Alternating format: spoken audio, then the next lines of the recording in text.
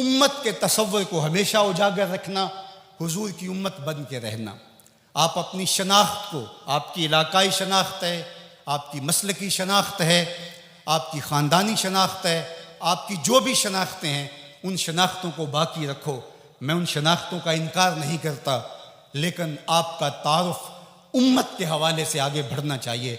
और उम्मत ये एक आफाकी तसव्वुर है कि जो आपको खड़ा कर देगा और आका करीम अलैहिस्सलाम की तस्कीन कल्ब का सबब और ज़रिया बनेगा। जब उलमा मशाइख एक दूसरे के जुब्बे उधेड़ रहे होते हैं, मिंबर रसूल जो हुजूर का दिया हुआ होता है, इस पे एक दूसरे को काफिर कह रहे होते हैं और किसी को काफिर कहने पे जश्न मना रहे होते हैं और उनकी पगड़ियां उधेड़ के उसकी धिजियां बखेर रहे होते हैं और उस पर रक्स कर रहे होते हैं, गुंबद खजरा में रसूलुल्लाह को कितनी तकलीफ होती होगी।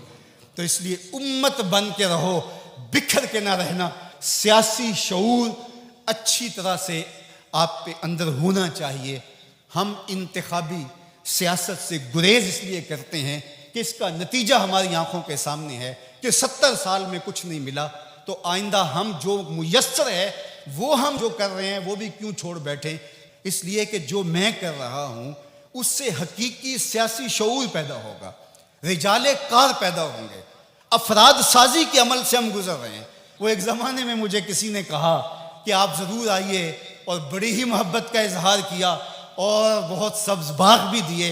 तो मैंने उनको पीर नसीरुद्दीन अलैहि रहमा का एक कौल सुनाया कि एक ज़माने में उनको वक्त के एक हुक्मरान ने कहा कि जनाब आप आइए, हम आपको वज़ीर बनाना चाहते हैं। तो उन्होंने हंस के कहा मैं बादशाह, तो मैंने वज़ीर बनाना चाहना है। इसलिए हम इंतखाबी सियासत का कोई अमली नतीजा नहीं देखते।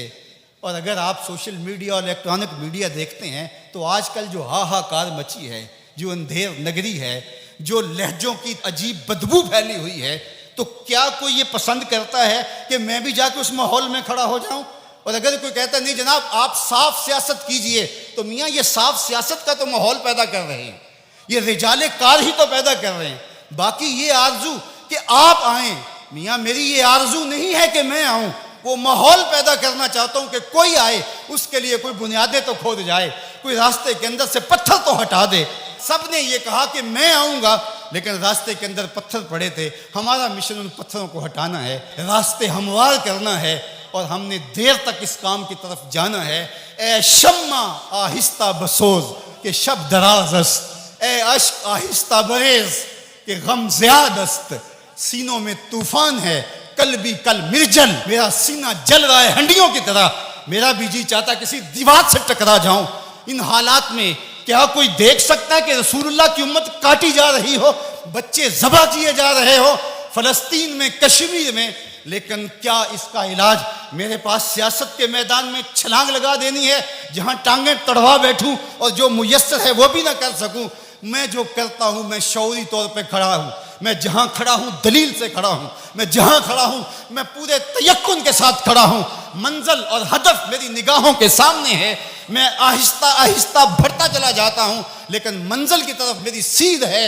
हमारा नरम रो कासद पयामे जिंदगी लाया, हमारा नरम रो कासद पयामे जिंदगी लाया, खबर देती थी जिनको बिजलियां वो बेखबर निकले।